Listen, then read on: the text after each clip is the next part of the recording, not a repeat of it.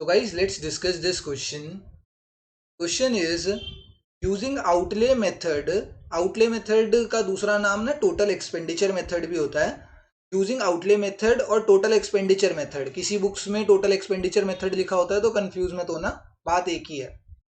ये बोल रहा है using this method, outlay method, we can never have unitary elastic demand.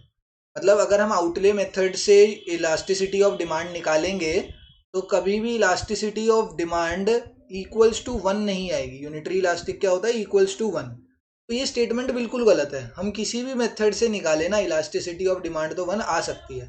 अब इस चीज को प्रूव कर देते हैं कि why this statement is false. This statement is false. But sir ऐसे नहीं, आप हमें प्रूव करके दिखाओ. तो प्रूव करके दिखाते हैं आपको, कोई दिक्कत नहीं है. मैंने कहा जो आपका प्राइस है, प्राइस आपका कितना है? 10 है. फिर प्राइस आपका हो गया 20, प्राइस हो गया इंक्रीज. जो आपका टोटल एक्सपेंडिचर था ना, टोटल एक्सपेंडिचर या टोटल आउटले जिसे बोलते हैं, टोटल आउटले कितना है आपका? पहले भी 100 था, अभी भी 100 है. एंड हमें एक चीज पता होनी चाहिए, ये जो टोटल आउटले है, total outlay is equals to price into quantity. Price into quantity करते हैं तो ये निकल के आता है. तो अब टोटल आउटले दोनों ही केसेस में सेम है.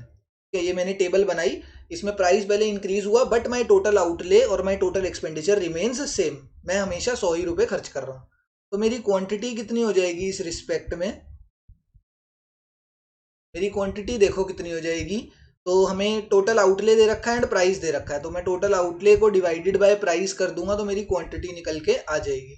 तो 100 डिवाइडेड बाय 10, ये कितना हो गया? 10. और फिर यहाँ पर 100 डिवाइडेड बाय 20 करूंगा तो ये हो जाएगा 5. ठीक है, तो अब यहाँ पर मुझे मेरा ये इनिशियल प्राइस पता लग गया, न्यू प्राइस पता लग गया, इनिशियल क्वांटिटी पता लग गई एंड न्यू क्वांटिटी भी पता लग गई. सारी चीज़ें मुझे यहाँ पर पता लग गई है, इनिशियल प्राइस, इनिशियल क्वांटिटी और मेरा new price and new quantity, सारी चीज़ें पता लग गई हैं. अब इलास्टिसिटी ऑफ डिमांड तुम्हारा निकाल देता हूँ मैं. इलास्टिसिटी ऑफ डिमांड कैसे निकलता है? Minus delta Q upon delta P into P upon Q. Change in quantity upon change in price into original price upon original quantity. Original price and original quantity तो sir mentioned है, but change in quantity बता दो. तो change in quantity कितना दिख रहा है मुझे? 5 दिख रहा है. एंड यहाँ पर चेंज इन क्वांटिटी कितना, चेंज इन प्राइस कितना दिख रहा है? तो चेंज इन प्राइस यहाँ पर मुझे 10 दिख रहा है. ठीक है, तो चेंज इन क्वांटिटी, अब यहाँ पर वैल्यू निकालते हैं. चेंज इन क्वांटिटी कितना है? 5. चेंज इन प्राइस कितना है? Change in price is 10. And original price कितना है? ओरिजिनल प्राइस कितना है? ये चीज़ थोड़ी सी गलत हो गई है, ये मैंने परसेंटेज मेथड का फॉर्मूला लगा दिया है एंड क्वेश्चन में स्पेसिफिकली दे रखा है अंडर आउटले मेथड. तो ये जो चेंज इन क्वांटिटी है, इनिशियल क्वांटिटी है, इसकी हमें ज़रूरत नहीं है. अंडर आउटले मेथड हमें इसकी ज़रूरत नहीं पड़ती. हमें क्या चीज़ चेक करनी है? हमें देखना है हमने क्या निकाल दिया, टोटल आउटले निकाल दिया, प्राइस इंक्रीज हो रहा है. ठीक है, प्राइस इंक्रीज हो गया है, यहाँ पर प्राइस क्या हुआ? इंक्रीज. बट उसके रिस्पेक्ट में हमारी क्वांटिटी क्या हुई? डिक्रीज. ये तो हमने नॉर्मल चीज़ पढ़ी है डिमांड के अंदर कि प्राइस इंक्रीज होता है तो क्वांटिटी डिक्रीज होती है. बट मेन बात क्या आती है? वो टोटल आउटले या टोटल एक्सपेंडिचर से निकल के आती है. जो यहाँ पर टोटल आउटले है ना, दैट रिमेन्स सेम. एंड जब किसी भी केस में total expenditure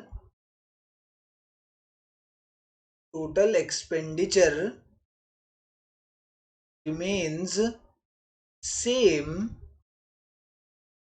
with change in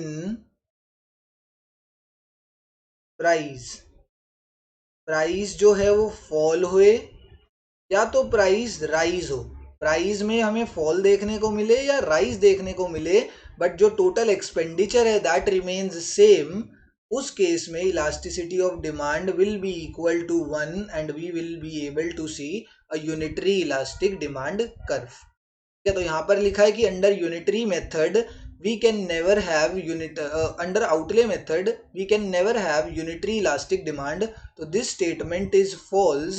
Reason is clear कि when total expenditure remains same with change in price could be increase in price or could be decrease in price, but with respect to that the total outlay remains same. total outlay में कोई फर्क नहीं आ रहा है, then elasticity क्या निकल के आएगी, उस केस में elasticity 1 निकल के आती है।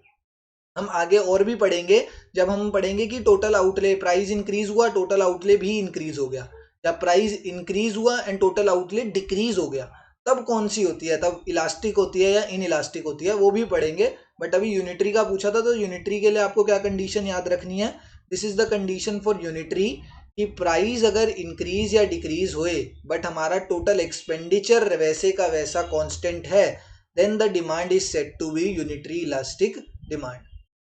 इस चीज के रिस्पेक्ट में ये स्टेटमेंट हमें दे रखी है, this statement is given under the total outlay method, और उसके अंदर इलास्टिसिटी ऑफ डिमांड 1 आ सकता है, और यहाँ पर इन्होंने दे रखा है कि इलास्टिसिटी ऑफ डिमांड 1 नहीं आ सकता, इसलिए ये स्टेटमेंट गलत है।